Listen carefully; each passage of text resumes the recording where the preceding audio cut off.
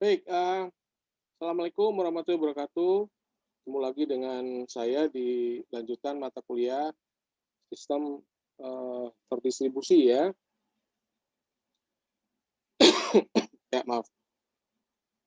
Eh, Materi minggu ini, minggu yang keempat, itu kita akan bicara tentang sistem operasi terdistribusi.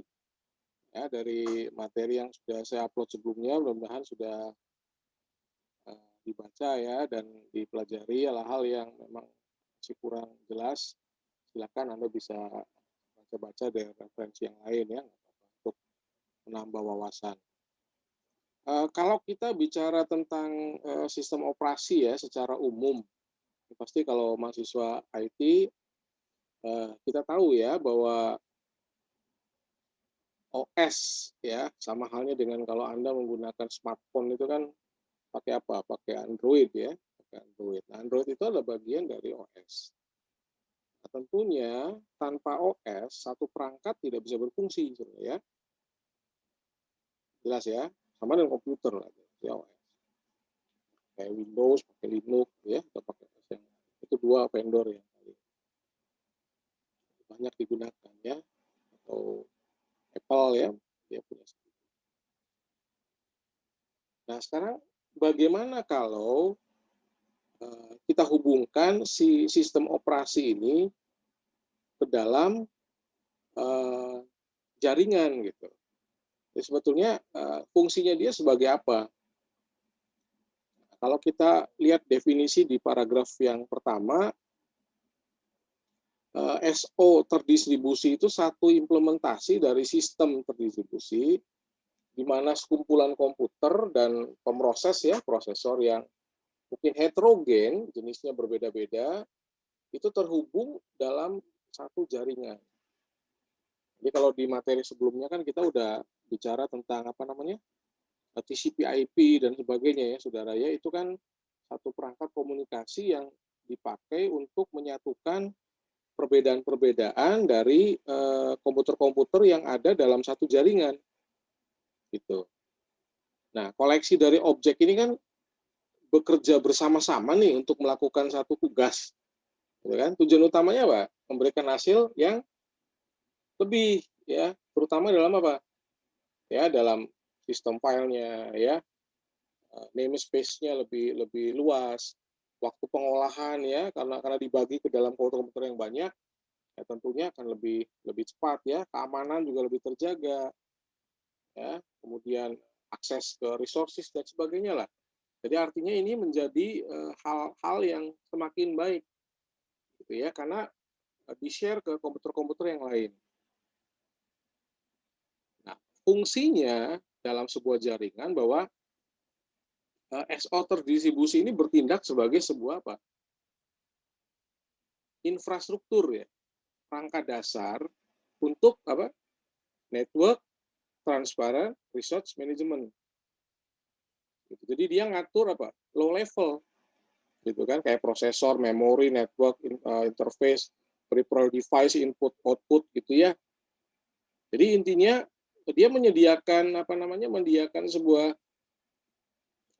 sebuah fasilitas untuk ya melakukan proses penyusunan, gitu ya, yang nantinya diperlukan oleh higher level resources. Nah, itu fungsinya SO gitu, ya. Jadi dia sebagai kendaraannya. Karena tanpa SO ini ya tentunya nggak bisa berfungsi. Ya udah jelas kita nggak bisa pakai. Nggak bisa. Nah ini yang perlu kita lakukan gitu ya. Nah kemudian kita lihat apa manfaat sistem operasi terdistribusi ya. Kalau Anda yang sudah baca ya tentunya minimal sudah mencoba memahami dan memastikan bahwa apa yang Anda baca betul-betul dipahami ya. Yang pertama ada share research gitu. Ini perangkat sekarang itu sudah punya kemampuan yang cukup cepat ya dalam proses-proses komputasi atau untuk mengakses data ya. tetapi pengguna masih saja punya sistem yang lebih cepat. Ya, tetap aja saudara ya. Kalau hardware-nya terbatas, maka kecepatan yang diinginkan user itu dapat diatasi dengan menggabungkan perintah yang ada dengan sistem disk operating system. Itu maksudnya. Gitu ya. Jadi datanya ada di perangkat kita. Tapi dengan bantuan OS tertentu, prosesnya akan menjadi lebih cepat. Karena komputer lain yang akan mengolah. Kira-kira gambarnya seperti itu. Jelas ya? Namanya share research. Lalu manfaat komputasi. Komputasi itu buat memproses. Nah, salah satu keunggulan SO terdistribusi ini adalah bahwa komputasi berjalan dalam keadaan paralel. Jadi Anda bayangkan bahwa satu server itu bisa melayani mungkin puluhan, ratusan klien gitu ya. Nah, proses komputasinya kan nggak mungkin ada di satu titik. Dengan SO terdistribusi, maka proses komputasinya bisa dipecah dalam banyak titik. Yang mungkin berupa laptop pribadi, prosesornya tersendiri, dan sebagainya.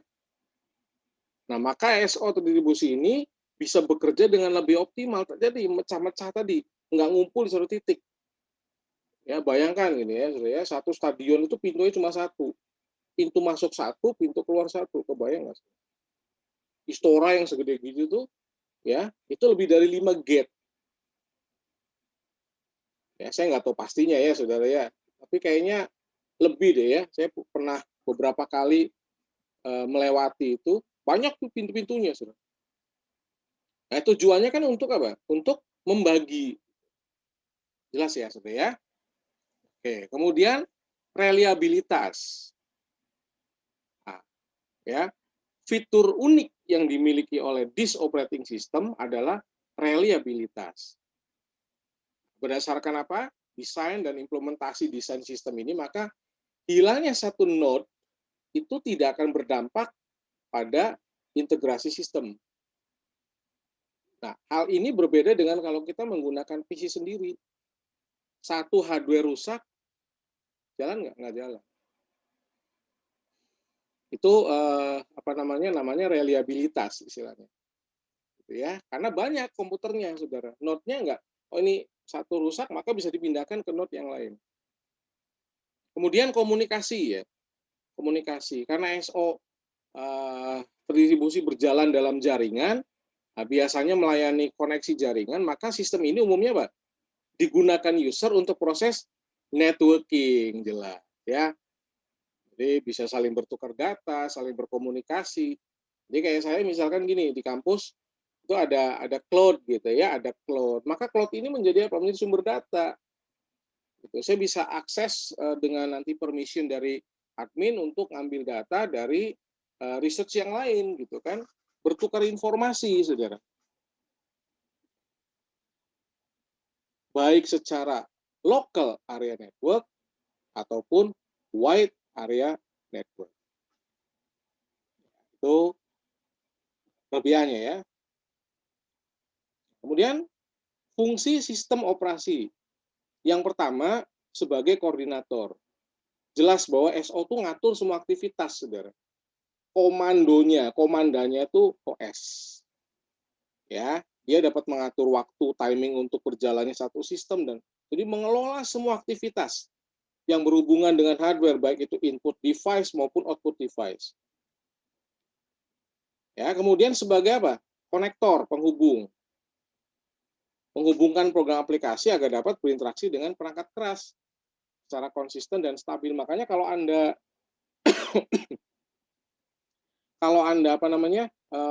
menjalankan satu proses, contoh di Android aja, ya, atau saya colok printer baru, maka dia akan nyari ya, saudara. Dia akan nyari apa? Nyari driver, betul. Si OS ini akan ngelihat ini drivernya ada enggak nih, gitu kan? OS yang sekarang kan ada yang plug and play, betul ya? Dicolok dia langsung di-tag gitu. Tapi kan kalau OS yang lama kan enggak. Bayangkan bahwa kalau saya menggunakan komputer yang terpusat, saudara, saya nggak perlu install. Kenapa? Saya bisa nge-print-nya menggunakan server, bantuan server. Saya bisa nge-print di tempat lain.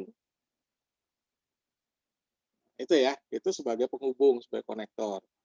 Kemudian sebagai apa? Protektor ya, sebagai pelindung. Jadi salah satu fungsi atau tugas dari SO adalah sebagai pemegang kendali proses, melindungi file. Nggak sembarangan orang punya akses terhadap file kalau emang dia nggak punya hak akses ke sana. Ya, Windows Server sebagai contoh, itu bisa ngatur, saudara. Penggunanya ada 20 orang nih, yang bisa login ke server tuh ada 20 orang. Nah, 20 orang ini belum tentu punya akses yang sama. Ya, si A hanya punya 5 akses dari 50 fitur gitu misalkan ya. Dia cuma bisa ngambil 5 fiturnya dan sebagainya. Lah itu adalah yang ngatur adalah OS.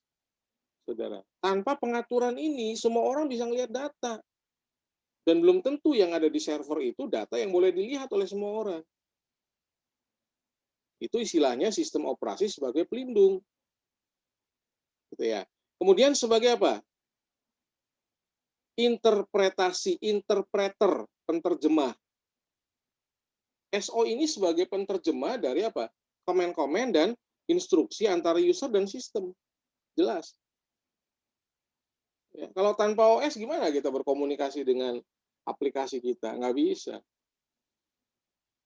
Sudah ya, itu peran daripada si OS. Gitu. Kemudian, ya tentunya sebagai server ya, sebagai pelayan. Jadi OS ini akan melayani kita, apa yang kita inginkan, ya dia memberikan hasil, melakukan proses, memberikan hasil kepada pengguna. Makanya dia sebagai server. Ya, makanya kalau istilah ada server itu pelayan.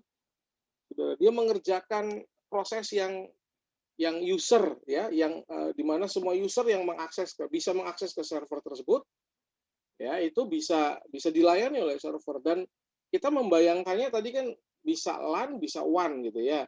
Kalau LAN di lingkungan sendiri, katakanlah di satu instansi, sekolah, kampus, perusahaan. Ya, tapi kalau udah main WAN, saudara bisa antar cabang, contoh misalkan.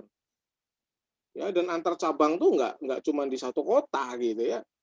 Bisa jadi wilayah 3 Cirebon, itu areanya WAN gitu. Itu bisa saja.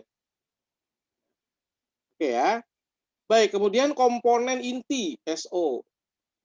Ya, komponen inti. Ini ada istilahnya manajemen proses. Manajemen proses-proses. Jadi ketika sedang adalah keadaan ketika sebuah program sedang dieksekusi, membutuhkan sumber daya untuk menyelesaikan apa? Ya tugasnya ya, CPU time, memori, berkas dan sebagainya lah ya, perangkat input output. Kemudian manajemen memori utama ini kalau Anda bongkar bagian-bagian dari satu prosesor gitu CPU, Anda akan ketemu ini sebetulnya. Ya, jadi memori utama atau memori lah ya, sebuah array besar yang satuannya word atau byte, ukurannya bisa ratusan, ribuan, jutaan. Ya, tentunya word atau byte punya alamat sendiri, berfungsi sebagai tempat penyimpanan ini memori utamanya yang akses datanya digunakan oleh CPU atau perangkat input output. Ya, jadi manajemen memori utama. Kemudian manajemen sekunder jelas ya. Kalau sekunder adalah storage, hard disk, disket, flash disk dan sebagainya lah, kira-kira seperti itu. Ya, kemudian manajemen sistem I/O sering disebut sebagai device manager ya. Ini menyediakan apa? Driver tadi yang sudah saya singgung ya, Saudara. Ya. Jadi kalau Anda main-main di dalam server, tentunya server ini diinstalasi dan dia akan mengaktifkan fitur-fitur apa yang diperlukan, kemudian siapa usernya. Nah, kemudian admin akan menentukan user ini punya aksesnya kemana saja. Mana file yang diprotek, mana file yang tidak diprotek. Itu bisa diatur. Ya, saya mau minta file nih di ruangan lain. Ya oke ya, ini saya buka kodenya nih, saya share. Saya bisa ambil, saudara. Saya nggak usah email gitu, bisa langsung ambil ke uh, sumber datanya gitu. Ya, kemudian apa? Manajemen berkas. Kalau berkas kan kumpulan data ya, saudara. gitu kan. Jadi direktorinya, kemudian volumenya, ya penghapusan berkas dan sebagainya. Ini OS, ya.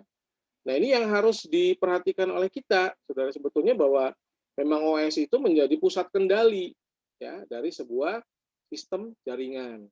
Nah, tanpa OS ya nggak bisa jalan ya, saudara ya, nggak bisa jalan. Jadi bayangan Anda adalah bahwa Anda bekerja di sini dan kalau Anda terhubung saja, terhubung ke satu cloud, itu berarti Anda sudah terkoneksi secara jaringan.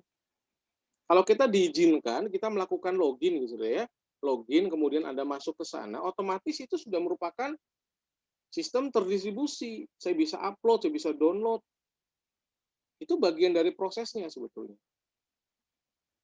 Cukup jelas ya? Oke. Ya, kemudian sistem proteksi ya. Ya, ini mengacu ke mekanisme buat kontrol akses ya, proteksi. Kemudian jaringan sistem terdistribusi itu apa? Kumpulan memori ya. Jadi yang tidak berbagi memori atau clock. Jadi punya memori tersendiri ya, saudara ya. Ya, tujuannya untuk menyediakan akses gitu ya, lebih cepat. Kemudian command interpreter system. Ya, menunggu instruksi nih, command driven. Mana yang harus dijalankan dan sebagainya dan sebagainya. Nah, ini sangat bervariasi, saudara ya, sangat bervariasi kan. Kita harus melihat apa OS-nya gitu kan. Tapi memang ini ada istilahnya command interpreter system. Jadi perintah-perintah yang langsung dijalankan, ya, interpreter ya. Oke ya. Nah, ini akhir dari penjelasan saya.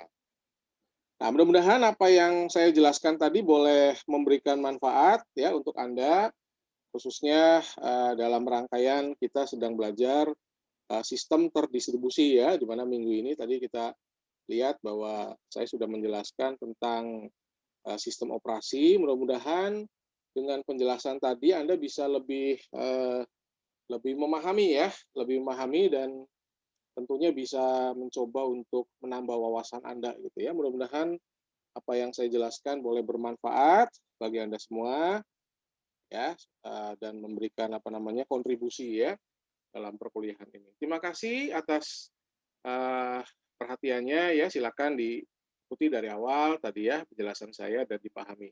Demikian saya sampaikan, akhir kata saya ucapkan wassalamualaikum warahmatullahi wabarakatuh.